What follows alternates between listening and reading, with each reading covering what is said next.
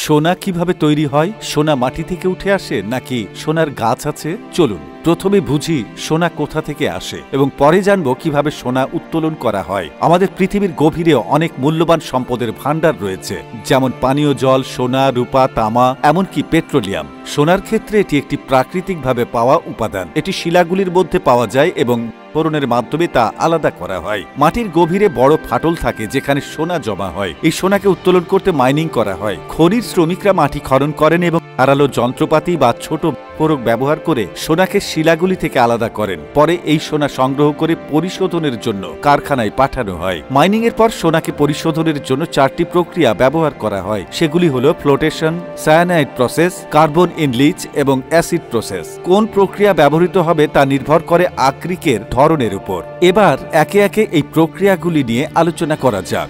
1. Flotation process. এই প্রক্রিয়ায় সোনা আকরিক থেকে আলাদা করার জন্য বায়ু ও কিছু রাসায়নিক ব্যবহার করা হয়। আকরিক একটি মিশ্রণে রাখা হয় যেখানে ফ্লোটিং এজেন্ট পানিতে ফেনা তৈরি করে। কালেক্টিং এজেন্ট সোনার সঙ্গে সংযুক্ত হয়ে একটি তৈলাক্ত স্তর তৈরি করে যা বায়ুর বুদবুদে আটকে যায়। অর্গানিক রাসায়নিক দূষিত পদার্থকে বুদবুদে আটকে যাওয়া থেকে রক্ষা করে। এরপর পানি ও গ্যাস যোগ করা হয় এবং বুদবুদ ওঠা শুরু হয়। এই বুদবুদ সোনাকে সঙ্গে নিয়ে পানির উপরে ভেসে ওঠে এবং আলাদা করা হয়। 2. Carbon in leach. এই পদ্ধতিতে সায়ানাইড ব্যবহৃত হয়, তবে জিঙ্কের পরিবর্তে এখানে কার্বন ব্যবহার করা হয়। আকরিককে পানির সঙ্গে মিশিয়ে মন্ড তৈরি করা হয়। সোনা দ্রবীভূত করতে সায়ানাইড যোগ করা হয় এবং সোনার সঙ্গে বন্ধন করতে কার্বন যুক্ত করা হয়। পরে কার্বন কণাগুলো মন্ড থেকে আলাদা করা হয় এবং গরম কস্টিক কার্বন সলিউশন দিয়ে সোনা কার্বন থেকে মুক্ত করা হয়। এই প্রক্রিয়া থেকে 22 এবং 24 ক্যারেট সোনা তৈরি করা হয়। 3.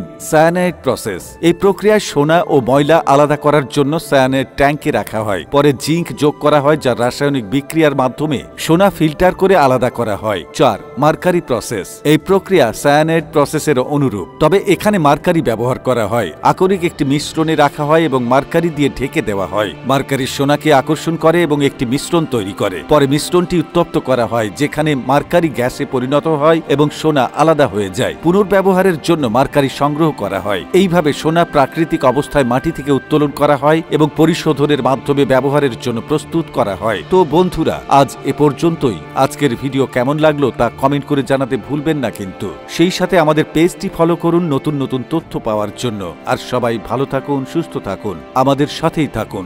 ধন্যবাদ সবাইকে।